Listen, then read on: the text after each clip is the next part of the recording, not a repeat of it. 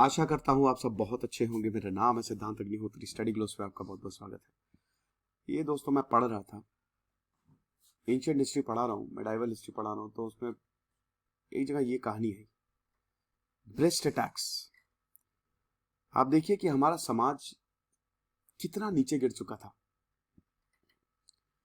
कि औरतों को ये तक आजादी नहीं थी कि वो अपने स्तनों को, अपने ब्रेस्ट को कवर कर सके, और अगर वो कवर करती थी तो उनको टैक्स देना होता था, उनको पैसा देना होता था। हम बात करेंगे दोस्तों, नांगेली की कहानी है। मेरा ब्लॉगिंग चैनल, मेरी तबीयत थोड़ी सही नहीं है, अभी मैं बैंगलोर गया था, तो बैंगलोर का ब्लॉग्स मैंने अपने ब्लॉगिंग चैनल पर डाला है, तो आप उसको जरूर सब्सक्राइब करें। प्लस हमारे शानदार कोर्सेज आते हैं दोस्तों, डिस्क्रिप्शन और कमेंट बॉक्स पर लिंक दिया हुआ है। यूपीएससी के, एनसीईआरटीज, बहुत ही बेहतरीन कोर्सेज हमने बनाए हैं। ब्रेस्ट अटैक्स क्या था, जिसको मलयालम में मुलक्करम बोला जाता है। Malayalam is a very complicated language, you know that. Kannada, Tamil ये तो आप बोल लेंगे, Telugu, they are similar in some way, but Malayalam is very complicated। मुझे कैसे पता चला? मुझे मलयालम आती नहीं है, लेकिन जब मैं अभी गया था तो वहां पे जितना मेरा इंटरेक्शन हुआ लोकल से, उन्होंने बताया। तो यहाँ पे ये हेड टैक्स था। अच्छा, हेड टैक्स क्या होता है, एक एक चीजों को मैं बताता चलूंगा। इसको पोल टैक्स भी बोला जाता है। हेड टैक्स, पोल टैक्स या कैपिटेशन। हर इंडिविजुअल पे ये टैक्स लगाया जाता है। आप कितना भी कमाते हो उससे कोई लेना देना नहीं है, लेकिन ये टैक्स आपको देना ही देना है। 19th सेंचुरी में ये जो हेड टैक्सेस होते थे, ये बहुत इंपॉर्टेंट सोर्स ऑफ इनकम होते थे। मतलब आप कुछ भी कमा, कितने भी गरीब हो, उससे कोई लेना देना नहीं। आपको इस चीज पे टैक्स देना है तो देना है, सांस लेने पे टैक्स देना है तो देना है। एक एग्जांपल बता रहा हूं, यूनाइटेड किंगडम में पूरी 19th सेंचुरी में लगाया गया। ये जॉन ऑफ गॉन्ट 14th सेंचुरी में इसको इंट्रोड्यूस किया था, और 17th सेंचुरी चार्ल्स टू, और फिर 20th सेंचुरी में मार्गरेट थैचर ने इसको यहां पे आगे बढ़ाया। तो ये चीज है। अब ये एक हेड टैक्स है, यानी कि हर एक इंडिविजुअल को देना होता था। लेकिन ये इंडिविजुअल होते कौन थे? ये बेसिकली लोअर कास्ट के लोग होते थे, नादर्स, एजावार्स और बाकी लोअर कम्युनिटीज, जो कि किंगडम ऑफ त्रावणकोर, जो आपको पता है कि जब भारत आजाद भी हुआ था तो त्रावणकोर ने भी प्रॉब्लम की थी। हैदराबाद, त्रावणकोर, कश्मीर, जूनागढ़, ये 4 रियासतों ने प्रॉब्लम की थी। तो जो हमारी 565 प्रिंसली स्टेट्स थी, उनमें से एक थी त्रावणकोर। अब यहां पे ये टैक्स लगता था, किस पे? लोअर कम्युनिटीज पे। तो अगर मान लो कि जो लोअर क्लास की औरतें होती थी, क्योंकि उनकी कोई वेल्थ थी नहीं, अगर वो अपनी छाती को ढकती थी, अपने स्तनों को ढकती थी, तो उनको पैसा देना होता था, टैक्स देना होता था। मतलब lower class women, they were not allowed to wear garments in public. 1859 तक ये चला है। आप समझिए कि पूरा एक दशक बीत गया, मतलब 3-4 दशक बीत गए, दे वर नॉट अलाउड। क्यों? ताकि जो अपर क्लास उनका आधिपत्य बना रहे, वो पावर में रहे। ये एक डोमिनेशन था अपर कास्ट का, कि भाई हम ये करेंगे तुम्हारे सामने और तुमको झुक के रहना है। It was considered a sign of modesty, कि आपको मॉडेस्टी, मतलब ये तो भाई ये कोई गलत बात थोड़ी ना है। अगर औरतें अपने चेस्ट को, मतलब अपने ब्रेस्ट को, और आदमियों के साथ भी था, आदमी भी they don't, they were not allowed to cover their chest, but औरतों के साथ ज्यादा प्रॉब्लम थी ना। तो ये एक साइन ऑफ मॉडेस्टी था कि अगर आप हमारे सामने ये कर रहे हो तो आप हमको इज्जत दे रहे हो, और ये एक अच्छी बात है। क्लोथिंग एक साइन ऑफ वेल्थ था, प्रॉस्पेरिटी था। और जो गरीब थे, जो लोअर क्लास थे, उनको क्लोथिंग, उनको ये आप नहीं पहन सकते, क्योंकि अगर आप पहनोगे तो आप हमारे इक्वल हो जाओगे, तो आप इक्वल नहीं हो सकते। अब भाई ये तो बहुत ऑप्रेसिव है, तो जाहिर सी बात है, अब जो ऑप्रेसिव होता है उस पर विद्रोह होगा ही होगा। वैसे ही जमींदारी सिस्टम तो भाई बहुत था ही, एकदम काफी ज्यादा वो घुसा हुआ था। अब इसमें जो लोअर कास्ट थे, वैसे ही उनके ऊपर कर्ज बहुत रहते थे, गरीब रहते थे। ब्राह्मण्स और नायर्स बढ़िया, लेकिन नायर्स औरतें को भी, भाई जो नायर ये अपर कास्ट मानी जाती थी, लेकिन इनको भी ये ऑपरेसिव सिस्टम ये भी इसके अंदर आते थे। ब्राह्मण्स के सामने they were also not allowed to cover their breast, their chest. अब आप समझ सकते हैं ये कितना ज्यादा खतरनाक रहा होगा।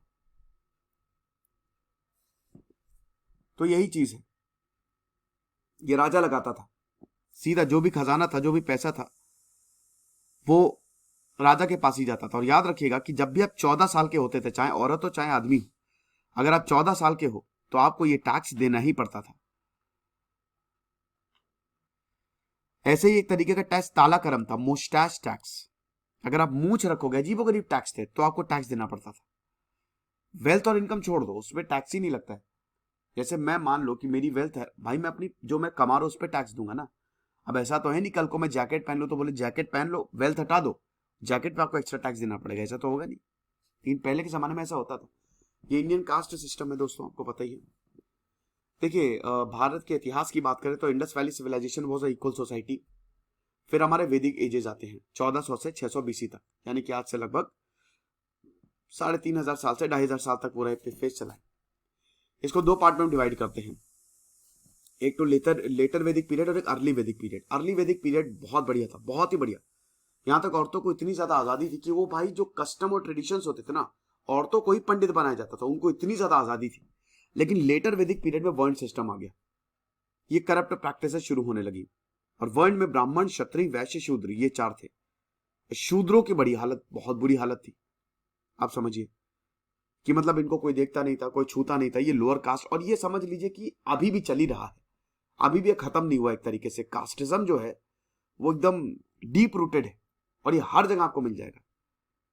अब ये जो एजावा कास्ट थी, ये जो ब्रेस्ट टैक्स है, ये एजावा, नादर्स और बाकी लोअर कास्ट को देना पड़ता था। एजावा कास्ट है, ये कम्युनिटी बहुत पुरानी कम्युनिटी है। ये केरल में ये आज भी आपको मिलेंगे।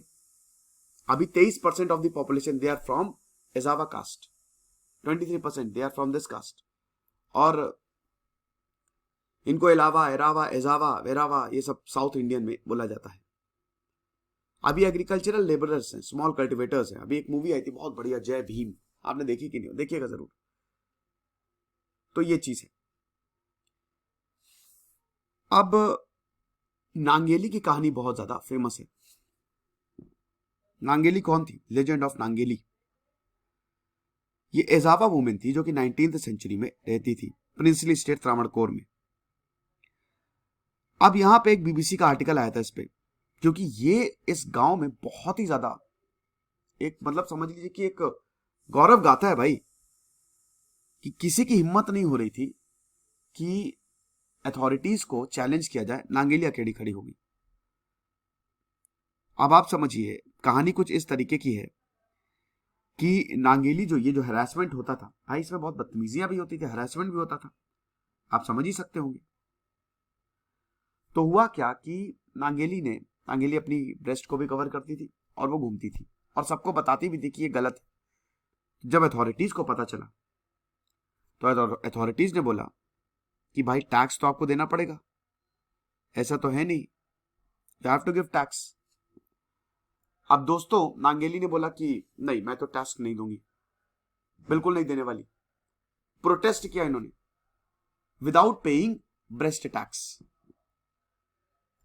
तो अब जब अथॉरिटीज को पता चला तो इनके घर में इंस्पेक्टर भेजा।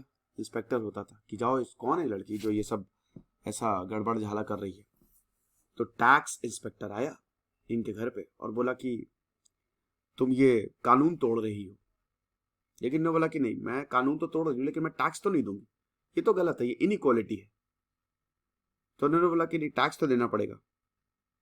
तो यहां पे नांगेली ने बोला ठीक है मैं टैक्स देती हूँ, रुकिए आप। वो अंदर गई और अपने मतलब टैक्स इंस्पेक्टर को लगा कि वो शायद पैसे लेके आ रही होगी, लेकिन वो अंदर गई, उसने अपने स्तन को काट दिया, समझ रहे हो, और उसने इंस्पेक्टर को दे दिए।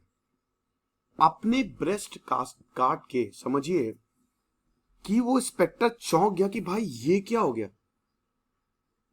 वो देखता ही रह गया। एक्सेसिव ब्लड लॉस की वजह से नांगेली की मौत हो गई। और उसके बाद ये आग ऐसी फैली कि इस टैक्स को फिर वापस लेना पड़ा। इनका जो हस्बैंड था, जब ये देखा कि मेरी बीवी भाई बहुत प्यार करता था इनका जो हस्बैंड था, मतलब इस तरीके से मौत हुई है। तो उसकी चिता पे, मतलब आपने सती सुना होगा, मतलब आमतौर पे जो औरतें थे वो अपनी जो वाइफ, जो पत्नियां थी, वो अपने पति की जो चिता थी उसमें कूद जाती थी।